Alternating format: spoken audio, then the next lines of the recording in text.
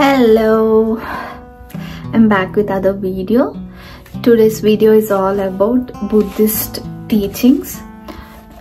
Past 2-3 videos lo manam Buddhism elaga propagate ayindi, Buddhism etla mundukelindi, Buddha chanipoyin tarvata avanni maatladukunnamu. Idi matram కొంచెం lengthy ఉండొచ్చేమో because teachings of Buddha అన్నమాట. I felt it is really important to know what he has taught. అంటే బుద్ధ అంటే అందరికీ తెలుస్తుంది, ధ్యానము ఎట్లాగా king అయినా సరే వదిలేసి వెళ్ళిపోయాడు అని చెప్పటం అదంతా మనం చూసాము. బట్ యాక్చువల్గా బుద్ధ చెప్పిన టీచింగ్స్ ఏంటి అనేది, బుద్ధ చెప్పిన అతనైతే ఏం బుక్ రాయలేదు, బట్ వాళ్ళ సంఘంలో ఉన్న వాళ్ళు కొంతమంది బుక్స్ రాయటం జరిగింది. రాసినా సరే వాళ్ళు ఏమి బిలీవ్ చేస్తారంటే, ఎవరైతే బుక్ చదవటం కన్నా వాళ్ళ గురువు దగ్గర విని నేర్చుకునే దాన్ని ఎక్కువ ప్రిఫర్ చేస్తారు బుద్ధిజంలో. అందుకనే మాన్స్టరీస్ ఉంటాయి త్రూఅవుట్ వరల్డ్. ఐ మీన్ ఎక్కువ థాయిలాండ్ వాటి సైడ్ ఎక్కువ ఉంటాయి మాన్స్టరీస్. అక్కడికి వెళ్ళి గురువు దగ్గరే అన్ని నేర్చుకుని వస్తారు. ఎందుకు అట్లా గురువు దగ్గర చెప్తేనే నేర్చుకుంటా అంటే, అప్పుడు ఆ చెప్పే అతనికి మనకి ఒక కనెక్షన్ అనేది బిల్డ్ అవుతుంది. అప్పుడు మనం త్వరగా గ్రాస్ప్ చేయడానికి ఉంటుంది. బుక్లో చదివినప్పుడు మనకి ఆ బుక్ చదివిందే మనం ఎట్లా చదువుతామో అట్లానే అర్థమవుతుంది ఏ బుక్ అయినా సరే. అట్లా కాకుండా మనము ఆ గురువుతో మాట్లాడితే మనకి ఇంకొంచెం క్లారిటీ వస్తుందని వాళ్ళు నమ్ముతున్నారు. అందుకని చాలా ఇయర్స్ వరకు వాళ్ళు అసలు ఆ బుద్ధుడు ఏది చెప్పాడో ట్రాన్స్క్రైబ్ అనేది చేయడం జరగలేదన్నమాట. సో ఇదంతా నేను కూడా కొత్తగా నేర్చుకుంటున్నాను. సో ఏమైనా మిస్టేక్స్ ఉంటే కరెక్ట్ చేయండి. I don't feel bad about it. So first Buddhist టీచింగ్స్లో అసలు బుద్ధిజంలో బుద్ధుడు ఫస్ట్ స్టార్ట్ అయిన పాయింట్ ఏంటంటే, హౌ టు ఎండ్ సఫరింగ్. బాధని ఎట్లా ఎండ్ చేయాలి. బాధ అనేది చాలా రకరకాలుగా ఉంటుంది. అంటే కొంతమందికి హెల్త్ మీద బాధ ఉండొచ్చు, కొంతమందికి ఏజ్ అయిపోతుంది అని బాధ ఉండొచ్చు, కొంతమందికి మనీ లేదని, అలా రకరకాలుగా ఉంటుంది సఫరింగ్ అనేది. సో ఫస్ట్ ఫోర్ చెప్తాడనమాట. అంటే ఫస్ట్ సఫరింగ్ అనేది ఉంది అంటే, మనము రిచ్ కాబట్టి సఫరింగ్ లేదు, పూర్ వాళ్ళకి సఫరింగ్ ఉంటుంది అనేది illogical. It is not like that. So suffering is common and it exist in this world. It exist just like happiness exist, suffering also exist. దానికి వాళ్ళు ఏం చెప్తారంటే, సఫరింగ్ అనేది ఎందుకు వస్తుంది అనేది ఫస్ట్ ఆయన ఏం చెప్తున్నాడంటే, ఫస్ట్ మనకి 4 నోబల్ ట్రూత్స్ చెప్తున్నాడు. 4 స్టేజెస్ ఉంటాయి. అదేంటంటే, సఫరింగ్ అనేది ఉంది, సఫరింగ్ కి కాజ్ ఉంది, సఫరింగ్ కి ఎండ్ ఉంది, అండ్ సఫరింగ్ ఎండ్ చేయడానికి వెళ్ళే పాత్, మనం ఏదైనా సాధించాలంటే ఒక పాత్ ఉంటది కదా, అది కూడా ఉంది అని చెప్తున్నారు. సో వాటిని 4 నోబల్ ట్రూత్స్ అని అంటామన్నమాట. అవేంటంటే, first suffering, there is suffering, there is cause for suffering, there is end for suffering, and there is a path to end the suffering అనమాట. So these are the 4 noble truths. Hope it is clear. And అంతకుముందు మనం చాలా చెప్పాం, తిరువద, మహాయాన, వజ్రాయన, అలాగా multiple dimensions ఉన్నాయన్నమాట బుద్ధిజంలో. అవన్నీ last వీడియోస్లో చెప్పాను. సో దీంట్లో బుద్ధిజంలో చాలా మైండ్ని కంట్రోల్ చేసేదానికి జపాలు, సుతాస్ అని అలా చాలా ఉన్నాయి. బట్ అన్నిటికీ కీ ఫ్యాక్టర్ ఒక్కటే, దట్ ఈస్ ధర్మ. ధర్మాన్ని మనం పాటించాలి. ధర్మం పాటించకుండా మనం ఏం చేసినా సరే కర్మ అనేది వస్తుంది. And we have to face it either in this life or next life. It exist అనేది కర్మ.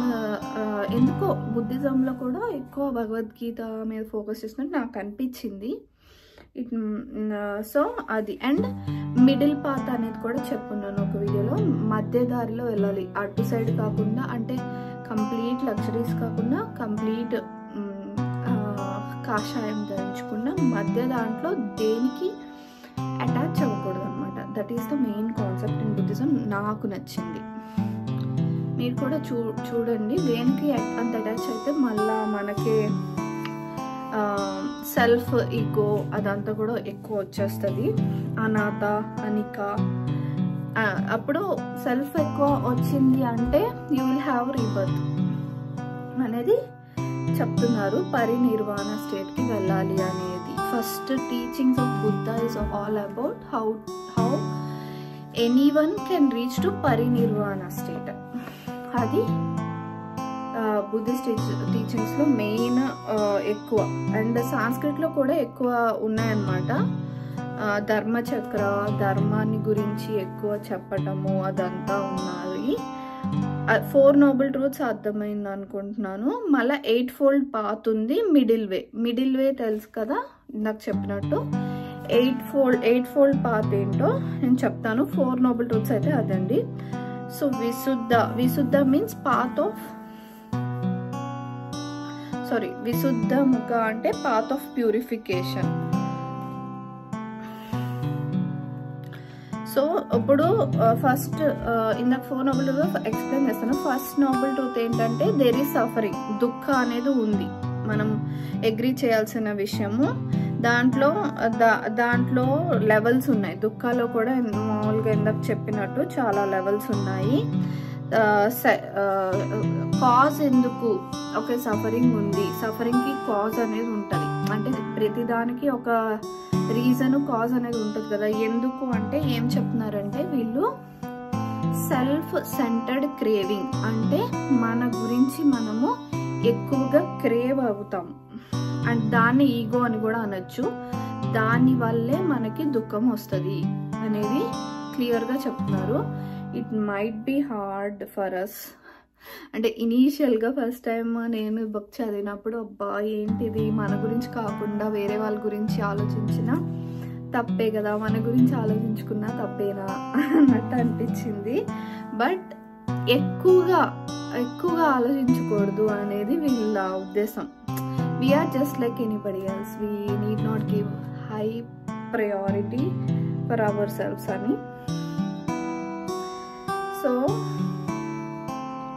ఆ సెల్ఫ్ సెంటర్డ్ క్రేవింగ్స్ అనేది కాజ్ అన్నమాట. అండ్ ఓకే కాజ్ అయింది, సఫరింగ్ ఉంది, దాన్ని ఎట్లా ఎండ్ చేస్తాము అని అంటే దేనికి అటాచ్ అవ్వకూడదు. అటాచ్ అవ్వకపోతే మనము ఏమవుతుందంటే we don't crave that much. అంటే ఇప్పుడు ఈగో అంటే ఏంటి, అహం కదా, నాకు ఇది ఉంది, నాకు అది ఉంది అనుకుంటేనే అహం పెరుగుతుంది. సో మనం కొద్దిగా పట్టు విడుపున్నట్టు ఉండాలి. అంటే కంప్లీట్గా డిటాచ్ అయిపోండి, కంప్లీట్గా రోడ్డు మీద ఉండండి అని చెప్పట్లేదు. ఈయన ఏం చెప్తున్నారంటే వాడుకోండి, బట్ ఉన్నప్పుడు ఎట్లా బిహేవ్ చేస్తాము మనం, ఆ వస్తువు లేనప్పుడు కూడా అట్లనే బిహేవ్ చేయండి. అది అంటే డిటాచ్ అవటం కూడా తెలియాలి. అటాచ్ ఎట్లా అవుతామో తెలుస్తున్నప్పుడు అది వస్తువు అని కాదు, వ్యక్తులు కూడా అవ్వచ్చు అనమాట. ఇక్కడ మనం అర్థం చేసుకోవాల్సింది వస్తువు, వ్యక్తులు, వాట్ ఎవర్ ఏదైనా సరే అటాచ్మెంట్ డిటాచ్మెంట్ ఉంటేనే సఫరింగ్ అనేది ఎండ్ అవుతుంది. 4th ఏంటంటే ఎలాగా మనం డిటాచ్ చేసుకోవాలి. ఇప్పుడు ఎండ్ ఎలా చేయాలో చెప్పారు కదా, ఆ డిటాచ్మెంట్ వైపు ఆ దారి ఎట్లా ఉండాలి. అంటే సడన్గా మనము లేకపోయినా పర్వాలేదా అట్లా ఎట్లా అంటాము, మేము ఇంత పెంచుకున్నాం కదా attachment, how can be detach అనేసి అనిపించింది నాకు ఫస్ట్. But there is a way to practise to end suffering. So కొన్ని deep rooted habits, ideas, self concern ఉండినప్పుడు హౌ టు రిలీజ్ దెమ్ అనేది 4th noble truth అన్నమాట. So vision arose and okay noble 8-fold is the path to freedom. So మనం ఫ్రీడమ్లో ఉండాలి, ఎప్పుడు దేనికి attach అయిపోయి ఉండకూడదు అనేది కూడా చెప్తున్నారు. Wrong thinking or defilements obscure our Buddha's nature.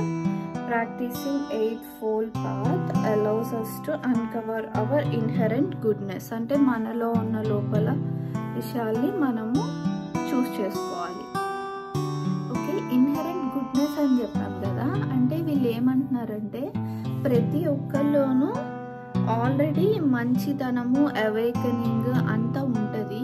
కానీ మనం దాన్ని అందరూ ఆల్రెడీ ఎన్లైటెండ్ అయిపోయిన వాళ్ళమే మనందరము. కానీ మన థాట్స్ డిఫరెంట్గా చెడుగా ఉండటం వల్ల మనము ఇలాగ మెడిటేషన్ అవన్నీ చేసుకొని అంత రైట్ డైరెక్షన్లో ఉండాలనేది చెప్తున్నారు. సో అందుకని మనలోని ఉన్న గుడ్నెస్ని మనము ఎలా ఫైండ్ అవుట్ చేయాలనేది చెప్తున్నారు. 8-fold పాత్ అంటే 8-fold పాత్ని 3 కేటగిరీస్ కింద డివైడ్ చేశారు. ఒకటి విజ్డమ్, ఒకటి ఎథిక్స్, ఇంకోటేమో లాస్ట్ కాన్సన్ట్రేషన్ అన్నమాట. సో విజ్డమ్ అనేది ఏంటి? రైట్ వ్యూ, రైట్ ఆస్పిరేషన్స్ అవన్నీ అన్నమాట. ఎథిక్స్ అంటే right speech, right action and right livelihood. అంటే మనము మంచి మాట్లాడేటప్పుడు ఎప్పుడు ఎదుట వాళ్ళని హర్ట్ చేయకూడదు. అంటే తెలియకుండా ఏమైనా అయితే మనం ఏం చేయలేము, కానీ తెలిసి మాత్రం ఎప్పుడు ఎవరిని హర్ట్ చేయకూడదు. అలానే లైవ్లీహుడ్ కూడా, అంటే అన్యాయంగా ఏమీ చేయకూడదు. ఏవైనా చేస్తే కొద్దిగా మనకి తెలియకుండా అన్యాయం జరిగితే మనం ఏం చేయలేము, బట్ తెలిసి కూడా చేస్తున్నాము అంటే అది తప్పు. అండ్ కాన్సన్ట్రేషన్ అంటే మైండ్ఫుల్నెస్, మనం ఏదైనా పని చేస్తున్నప్పుడు పూర్తిగా దాంట్లో నిమగ్నమయ్యి చేయటము, అదంతా. ఇక్కడ అంతా రైట్ అంటున్నాము. రైట్ అంటే ఏంటి? మంచి, రైట్ అంటే మంచి, రాంగ్ అంటే చెడు అలా అని కాదు. మనకు అర్థమైన దాని ప్రకారము మనకి ఒక కాన్షియస్నెస్ ఉంటుంది. మనం ఏదైనా పని చేస్తున్నప్పుడు we will know whether it is good or bad. మనకి ఏదైనా బ్యాడ్గా సెన్స్ అవుతుంది అన్నప్పుడు we should not go for it. అది దట్ వే. అంటే ఎందుకంటే ఒకటి చేస్తే మనం నెక్స్ట్ కూడా అదే మార్గము, అదే డైరెక్షన్లో వెళ్తాం కాబట్టి అప్పుడు మనకి టైం పడుతుంది. ఇవన్నీ మళ్ళా ధర్మం పాటించకుండా అయిపోయినట్టు అయిపోతుంది. అండ్ ఇట్ విల్ టేక్ కర్మ ఫలితాలు అనేవి వస్తాయి అన్నట్టు చెప్తున్నారు. 8-fold పాత్ అంటే ఆ 8 ఒకే ఆర్డర్లో చేయాలి అనేది ఏం లేదు, ఎట్లా అయినా చేయొచ్చు. 12-step ప్రోగ్రామ్ అనేది ఉంటుందంట.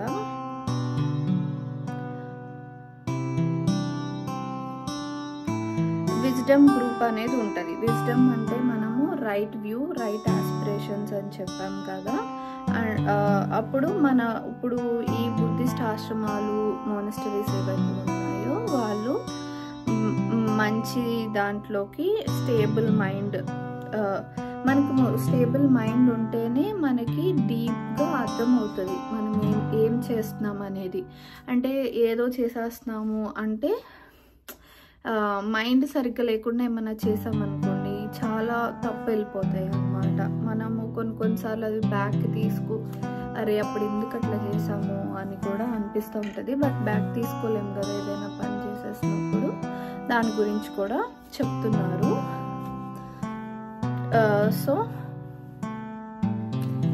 సో నేను ఇంకా బాగా డీప్గా చెప్పట్లేదు. బేసిక్ అయితే 8-fold పాత్లో 3, విజ్డమ్ ఒకటి, ఎథిక్స్ ఒకటి, కాన్సన్ట్రేషన్ ఒకటి. విజ్డమ్ అనేది మళ్ళీ ఈచ్ టాపిక్లో చాలా డీటెయిల్డ్గా ఉంది. ఎవరైనా ఇంట్రెస్టెడ్ ఉంటే మనం ఇంకొక వీడియో చేద్దాము. But on a high level చెప్పేశాను. విజ్డమ్ అంటే రైట్గా వ్యూ చేయటము, మన థాట్స్ రైట్గా పెట్టుకోవటం. మళ్ళీ థాట్స్ రైట్గా పెట్టుకోవటం అనేది చాలా చిన్న స్టేట్మెంట్, దానికి చాలా వర్క్ చేయాలన్నమాట. మనకి ఎన్నో థాట్స్ వస్తూ ఉంటాయి. అంటే మనం ఆ థాట్స్ అన్నిటికీ రియాక్ట్ అవ్వంగానే అలా థాట్ రాకుండా కూడా చేసుకోవాలి అనేది వీళ్ళు చెప్తున్నారనమాట. అంటే ఎవరినైనా తందామా అనే థాట్ కానీ అలాంటి థాట్స్ వస్తూ ఉంటాయి. బట్ అలా కూడా రాకూడదు. అలా ఆ లెవెల్ ఆఫ్ రైచియస్నెస్కి మనం వెళ్ళాలి అనేది చెప్తున్నారు. అట్లానే ఎథిక్స్ కూడా, అంటే మనం మాట్లాడేది కూడా చాలా చూసి మన వర్డ్స్ మనమే టేస్ట్ చేసి బయటికి పంపించాలి అలాగా. అండ్ కాన్సన్ట్రేషన్ కూడా, కాన్సన్ట్రేషన్కి ఇప్పుడు చాలామంది విపాసన ఇలాంటివి కూడా చేస్తున్నారు. చాలా బాగా ఎక్కువ హెల్ప్ అవుతుందంట వాళ్ళకి. ఎందుకంటే చాలామంది మనతో ఉన్నట్టనే అనిపిస్తుంది కానీ లాగా రెస్పాండ్ అవ్వటం లేట్గా అట్లా అవుతుంది, అట్లా అవుతుంది అనమాట. నెక్స్ట్ 3 మార్క్స్ ఆఫ్ ఎగ్జిస్టెన్స్ అనేది చెప్తున్నారు. మనం ఇది ఆల్రెడీ డిస్కస్ చేసాం. దుఃఖ ఒకటి, అనాథ, అనిక. దుఃఖ అంటే సఫరింగ్. మనం చెప్పాం కదా సఫరింగ్ అంటే ఏంటి, ఎన్ని రకాలు ఉంటాయి. చాలా సఫరింగ్ అనేది throughout the world it exist. How to get rid of it is what being awakening or enlightenment అనమాట. నెక్స్ట్ అనాథలో ఒక మంచి విషయం చెప్తున్నారు ఏంటంటే physical or emotional, seen or unseen, nothing lost. అంటే ఏది మనకి శాశ్వతం కాదు. Thoughts and things arise because certain cause and condition come together and they disappear when causes and conditions change. అంటే అవి ఎప్పుడైతే మన చుట్టుపక్కల ఉన్న థింగ్స్ చేంజ్ అవుతాయో అవి కూడా చేంజ్ అయిపోతాయి. నథింగ్ ఈజ్ ఫర్ ఎవర్ అనేది చెప్తున్నారు. అనాథ means non self, self identity మనది పోగొట్టుకోవాలన్నమాట. అంటే ego, what ever I said in the early session of the video. And 5 aggregates గురించి మాట్లాడుతున్నారు. ఒకటేమో మ్యాటర్, ఒకటి స్పందన, ఫీలింగ్, వేదన, పర్సెప్షన్ ఒకటి, formations, consciousness. Consciousness means being aware in the presence of an object without recognising what it is. Perception is required for recognition. అంటే మనం చాలా వరకు వస్తువుల్ని కానీ ఫీలింగ్స్ని కానీ ఆల్రెడీ కొన్నిటికి అటాచ్ చేసేసి ఉండుంటాము. కానీ వీళ్ళు మళ్ళా రీవైర్ చేస్తారనమాట మన థాట్స్ని. ఎందుకంటే నా థాట్స్ ఒకలా ఉంటాయి, వేరే వాళ్ళ థాట్స్ వేరేలా ఉంటాయి. వాళ్ళు పెరిగిన వాతావరణాన్ని బట్టి ఉంటాయన్నమాట. ఇట్లాంటి మెడిటేషన్ ప్రోగ్రామ్, స్పిరిచువల్ జర్నీలో ఏమవుతుందంటే ఏదైతే ఉందో ఉన్నది ఉన్నట్టుగా చూడాలి. మన థాట్స్ని దానికి ఇన్కార్పొరేట్ చేయకూడదు అనమాట. అప్పుడే మనకి దాని ట్రూ నేచర్ తెలుస్తుంది. ఒక పెన్ వేస్తే దాన్ని మనం వేరేగా అంటే ఎలా చూడొచ్చు వేరేగా అనేది అలా. ఓకే. అండ్ మ్యాటర్ అంటే పెన్లో కూడా ఆటమ్స్ మనం కెమిస్ట్రీలో చదువుకుంటాము. అణువులు, పరమాణువులు, ఆటమ్స్, మాలిక్యూల్స్, అయాన్స్ అలానే ఉంటుంది. ఈ యూనివర్స్లో ఏదైనా సరే in the form of matter ఉంటుంది. అది ఆ డైమెన్షన్స్ మారే కొద్దీ మనకి డిఫరెంట్ ఫార్మ్స్లో కనిపిస్తుంది. అంతకుమించి అందరు బాడీస్, అన్ని elements on this earth are form with atoms అన్నమాట, మాలిక్యూల్స్ అలా. అండ్ ఫీలింగ్స్ అనేవి, feelings means feelings are sensation. ఏమవుతుందంటే the organ makes contact with an object, sensation arises. It may be pleasant, unpleasant or neutral. So మనకు ఏదైనా feeling వస్తుంది అంటే అది ఒక వ్యక్తి నుంచి కావచ్చు, వేరే వ్యక్తి నుంచి కావచ్చు, ఆర్ వేరే వస్తువు. ఆర్ నాకు ఇప్పుడు కార్లో వెళ్తే ఒక ఫీలింగ్ వస్తుంది, ఆ ప్లేస్కి వెళ్తే ఒక ఫీలింగ్ వస్తుంది, దాన్ని చూస్తే ఒక ఫీలింగ్ వస్తుంది. అంటే the connection you make with that place or people or thing, ఆ సెన్సేషన్ అనేది అరైజ్ అవుతుంది. అది కొన్నిసార్లు బాగుంటుంది, కొన్నిసార్లు బాగోదు. అంటే సేమ్ ప్లేస్కి మనం ఒకసారి వెళ్ళినప్పుడు చాలా బాగుంటుంది, నెక్స్ట్ టైం వర్షమో ఎండో ఎక్కువ వస్తే అబ్బా ఎంత బాగాలేదు అనిపిస్తుంది మనకి. కొన్నిసార్లు ఏం అనిపించదు, న్యూట్రల్గా. అది చెప్తున్నారు, which is also true. Perceptions means how you recognize physically and mentally. Formations means fabrications. Mental state lead to violational action that may be good, bad or neutral. So 3 things ఉంటాయి ఎప్పుడైనా, good, bad, neutral, pleasant, unpleasant or neutral. So it's like that. కర్మ అనేది next concept. మనం already దాని గురించి మాట్లాడుకున్నాము. ధర్మాన్ని పాటించాలి, లేకపోతే అది కొంచెం కర్మ కింద స్లోగా ఫామ్ అవుతుంది. సో ఐ థింక్ నేను ఇక్కడికి ఈ వీడియోని ఎండ్ చేస్తున్నాను. హోప్ఫుల్లీ నెక్స్ట్ వీడియోలో పార్ట్ 2 చేస్తాను. I think it is getting two lengthy here. So that's it for this video. Thank you so much.